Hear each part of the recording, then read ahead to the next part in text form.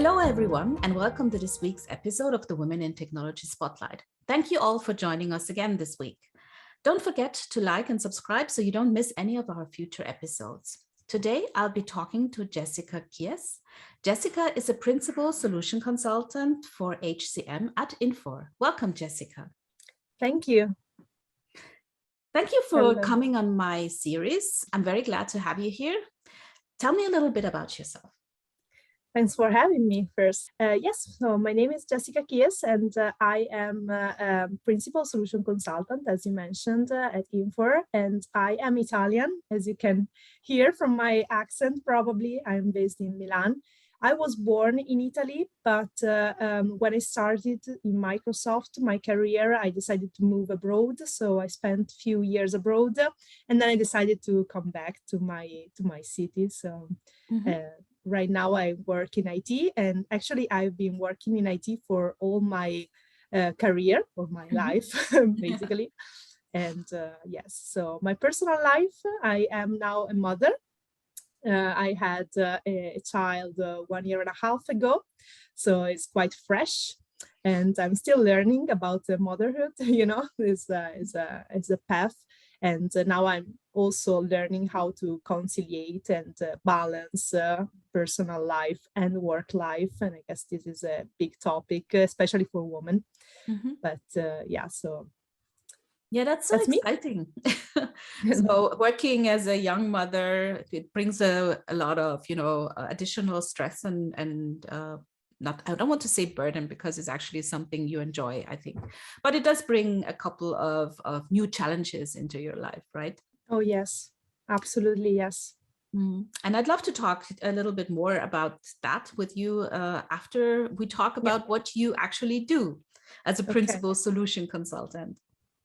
So right now as a principal, so you want to know what I do right now So right now as a principal solution consultant, I'm basically in pre-sales. So they changed the terminology probably 5 or 6 times.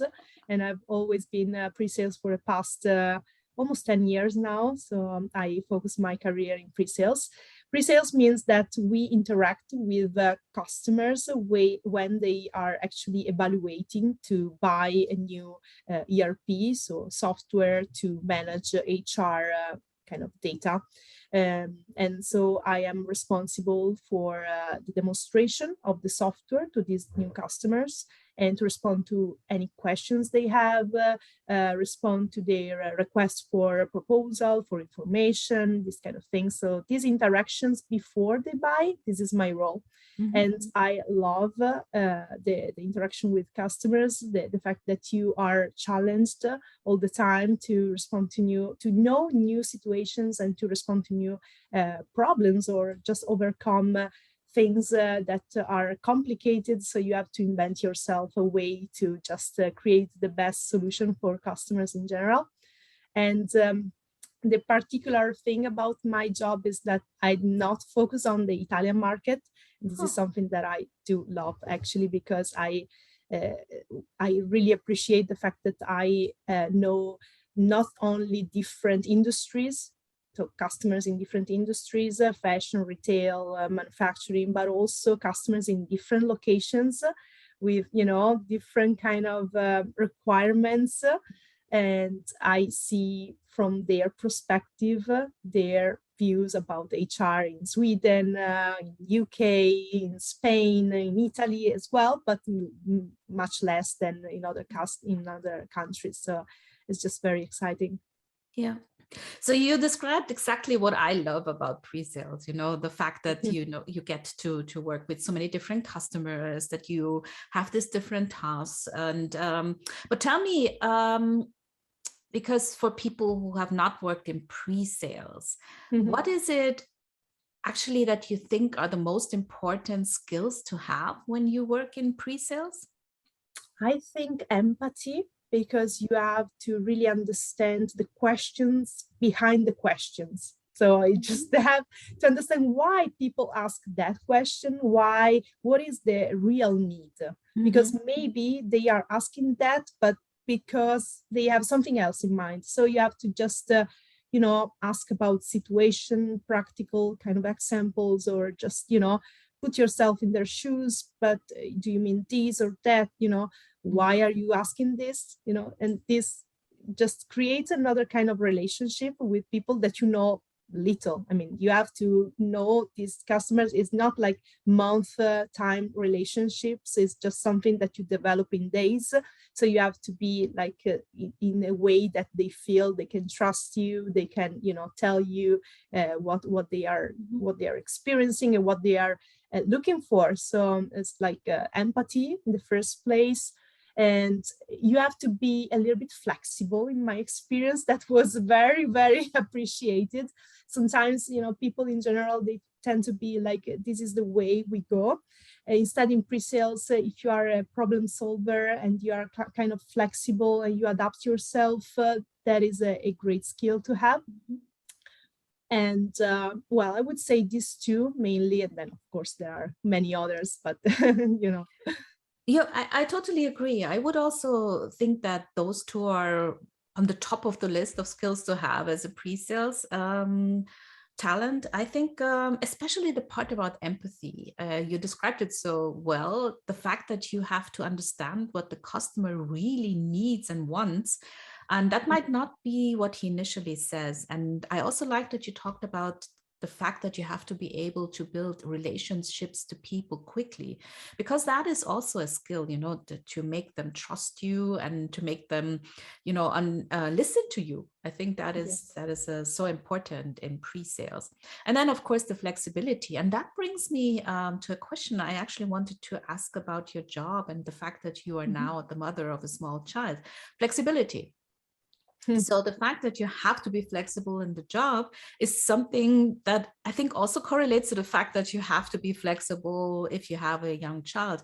How do you feel this working in pre-sales works with being a mother as well? Well, I think the first years are a bit of a challenge because you are a little bit tied with the time, that you work and the time you have to spend with the kid. I think, well, it's really game changer, the fact you have a partner with you that helps you and supports you. And we organize really, he does like a night shift when he knows that I have to work a lot. Or for example, tomorrow I'm leaving for Oslo for a customer meeting. Where I said flexibility in the past, it was more like you have to go to this customer tomorrow without really preparation because it's an emergency almost. And I always said yes. Of course, now the situation is different, but it's also different my preparation. So I'm more a support for others right now. I feel like that is okay. I made my time when I was super flexible. I was eager to learn from others. Now I'm more in a situation where I'm, the expert in this field, and I can teach others, or I can organize myself a little bit more, But I felt that in my experience when I was learning the job, it was essential to be flexible, to be eager to learn and wanted to really be there. So that made the I understand. But what I'm wondering is, do you feel that these jobs we have in pre-sales also give us more flexibility than we would have if we were working, like a classic 9-to-5 job, like, I don't know, in an office as a, I don't know. I don't even know what people do in an office all day, but because I've been working, like in this hybrid mode for so long. But just imagine you had a job like that. Do you feel that working in pre-sales and the jobs we do give us more flexibility to shape our day? Absolutely, yes. And this is one of the things that I really love about pre-sales, is that when you organize a meeting, yes, of course, there are some slots that are already decided. So either you can or you cannot attend the meeting. But there's always the question, can you do this? Can you do that? And you organize yourself, your agenda. So it's very, very flexible. It's extremely flexible from this perspective. Of course, when I said you have to be flexible because, you can adapt yourself and take more challenges, more, opportunity to grow and learn. But when you cannot, like in first months or first year of motherhood, I found in my company, but almost everywhere, I found always very understanding people and understanding managers. They were like, okay, you did a great job. We can help you, and they were always supportive. So it's a great environment. At least my experience was always great. Yeah, this is also what I see, that on the one hand, you have this flexibility to create your own schedule. And on the other hand, I also feel that a lot of the companies in IT are very open to supporting you as a young mother or even a young father. I've seen, the young fathers in our companies as well go into parental leave for a couple of months, and also being flexible around, taking part of the load of the child care in the first years. So yeah, this is a good situation to be in. And I also feel that, this will to be flexible that you have is something that's part of how you want to work. I mean, of course, you have to be flexible in the beginning of your career, but I think it's also something you want to be. So yes, exactly. Right. It was because I wanted to learn. I wanted to be there in that meeting. That was so interesting for me, So it was more myself that I wanted to get the knowledge, and I took all the opportunities, as much opportunities as possible to, challenge myself. It was not that I had to, or I was, sent there. And I feel that we are much more flexible than in other jobs. For example, in consultant companies, they have to stick to an agenda. So, they have a project, they have tied hours to work on a project, and billable kind of project. And they had to do a lot of things, and they are burnout, stressed. In my experience in our work, I experienced of course, sometimes you are very stressed out because you have an important customer, you have to prepare some demos, you have to prepare a lot of things, but I could always organize myself. And, emergencies can happen, but it's not always, and it's not like something that you get crazy. It's always very healthy, always in my experience, but I feel like that. Yeah, and I would agree. So tell me a little bit about what made you become a woman in tech, because that's the next thought I have in my head. So of course you have the characteristics and the traits of a person who would be good at the job, but did you always know you wanted to do something like this? Absolutely no. I had no idea, and I think that a lot of girls, a lot of boys, young people in general, they have no idea what they want to do or become when they are like adults, and when they take a study career like in university, they don't know really. For example, I studied economics after I studied languages at the high school, so just economics as my university, but I didn't know what I wanted to do. I've always felt that I was attracted to technology because, since I was a little child, I had this computer at home that I was not allowed to touch. That's my father's computer. My father himself, he was passionate about technology. So he was like building himself computers, the tower, kind of old style. And so I grew up in this kind of atmosphere, and I was always attracted. And then I started, playing around with internet when we had these slow internet connections. And since then, I never stopped. So I had the opportunity to start my internship at Microsoft. Okay. And that was, then after having Microsoft on my CV, I did also the dissertation with them. That was much easier. I started in a great way. I felt that it was a great chance. And actually, how I had the opportunity to work in Microsoft. This is also interesting because I was in the university and I was actually living close by to the Microsoft office in Milan. So I said, okay, Microsoft is there. It's very easy also for me to reach, and it was a great company to work.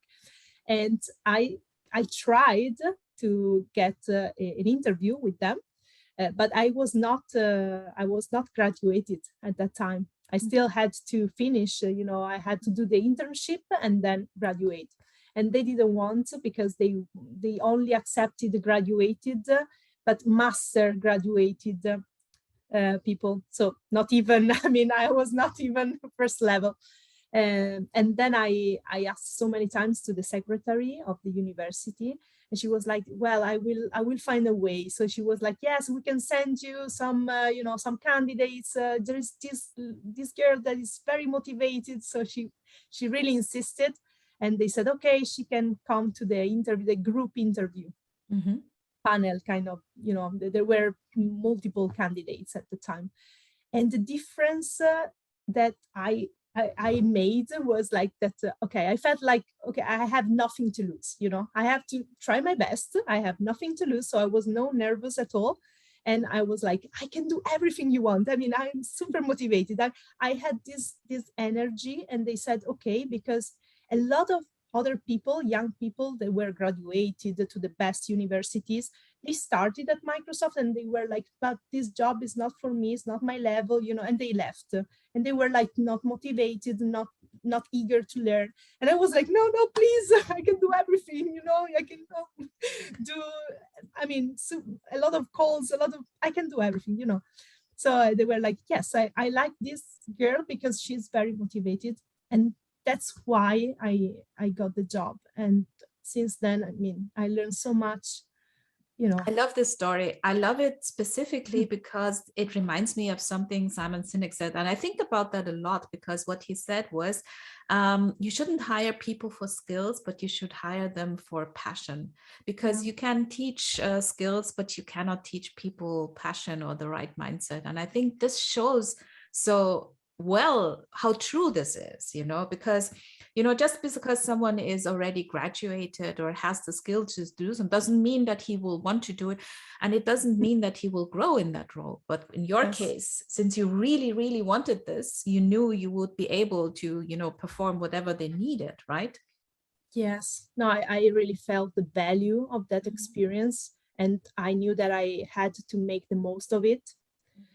So it's like, yes. And when I was there, I was attending all the courses to partners, all the, master to this, master to that, Microsoft certifications. I was there. I was trying to, learn from everything, from everybody.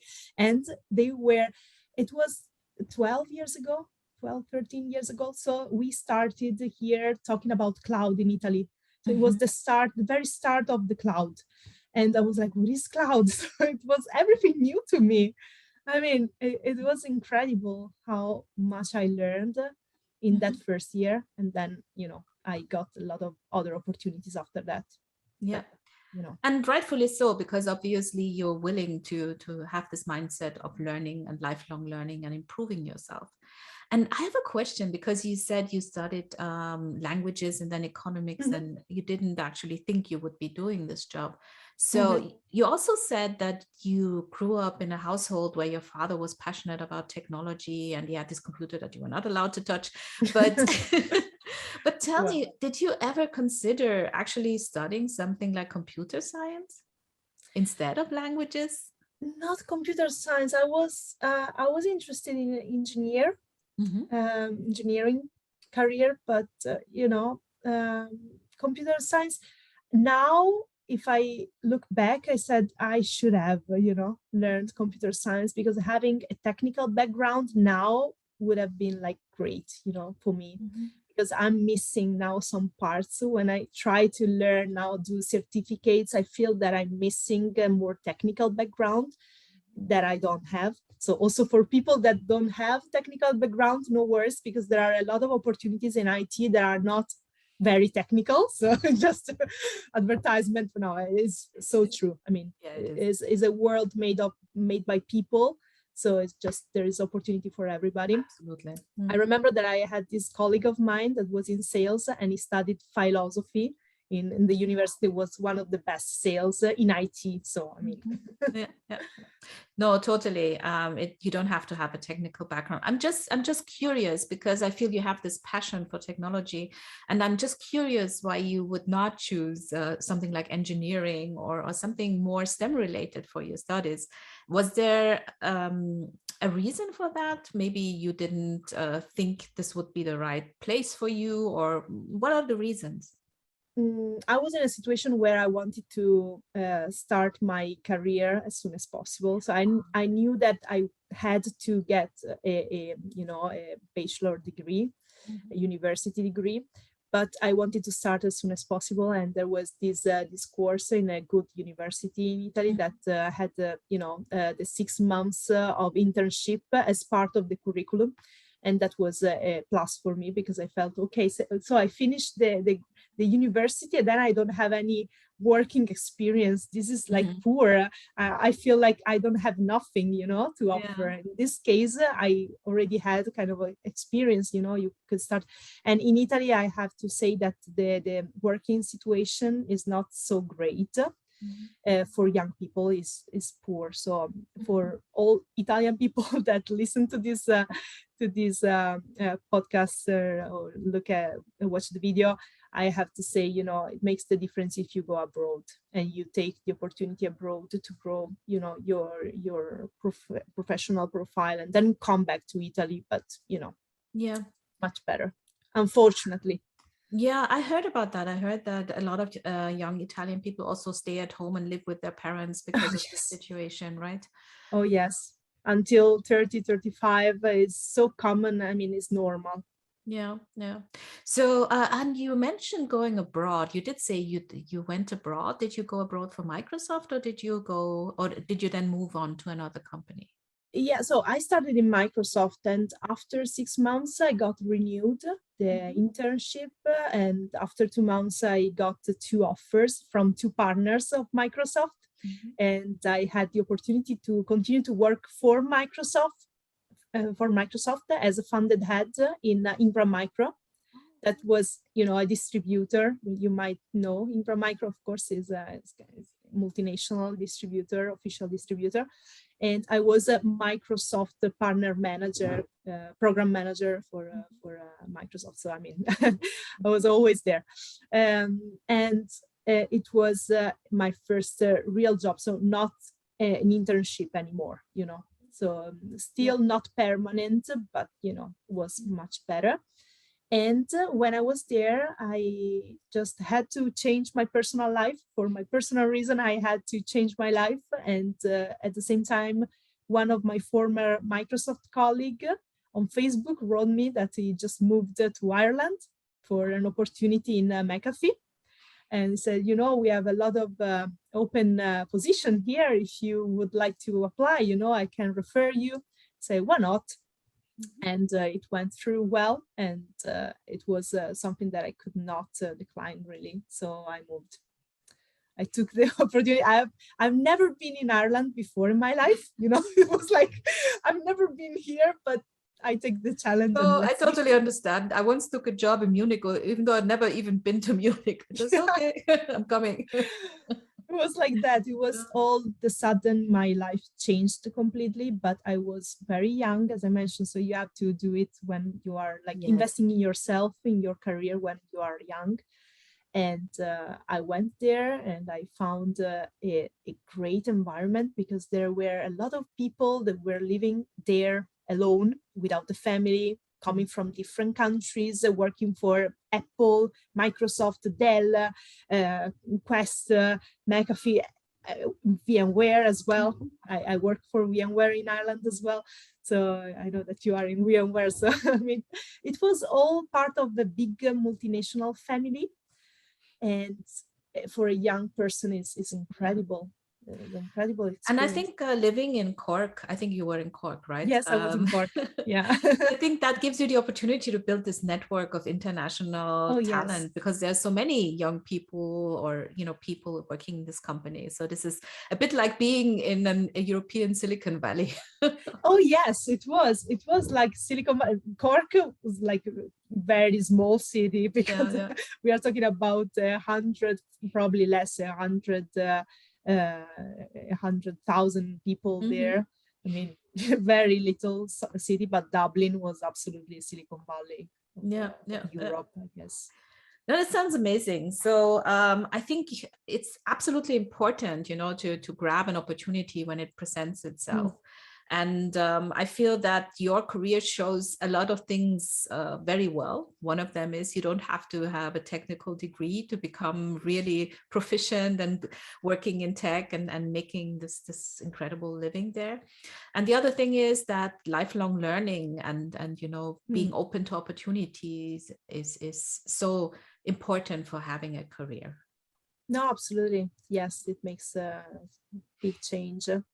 And yeah, I guess that taking the opportunity, of course, not everybody, there are many people that maybe have a life already and they don't want to change so much. But I think it's also an opportunity for a family. For example, now we are evaluating to take, to move with Infor to another country, and why not? It's a great experience also for our child to learn a different language. And I wish I had, different languages when I was younger. No, I had to learn myself the languages that I speak today, and also that makes the difference, because I use languages all the time. It's really important. Yeah, and I'm wondering, so because we are more or less at this final question I always ask my interviewees, if you would give like a recommendation to young women coming into the field, what is it what you would tell them? I would tell them to just, believe in yourself. It's a big thing for us, for women in general, because you tend to listen what other people say. No, because if you think, I mean, if somebody else did it, you can make it. I mean, don't feel that you don't have, you are not enough. You still, tend to feel that you are not enough is not the truth, because people think what you just show them. So if you believe in yourself enough and you are passionate, of course, you have to put the job, the work done. You have to work, you have to learn, you have to be there.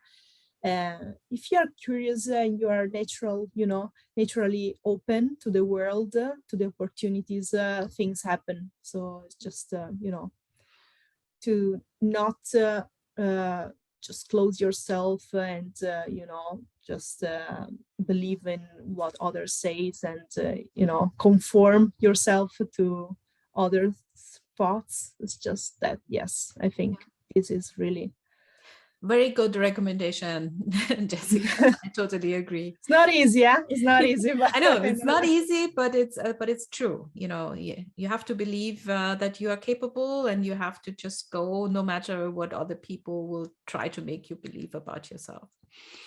Thank you so much for that, Yes, and thank thank you. you for giving me your time. It was a pleasure talking to you. Thank you so much. It was a pleasure for me.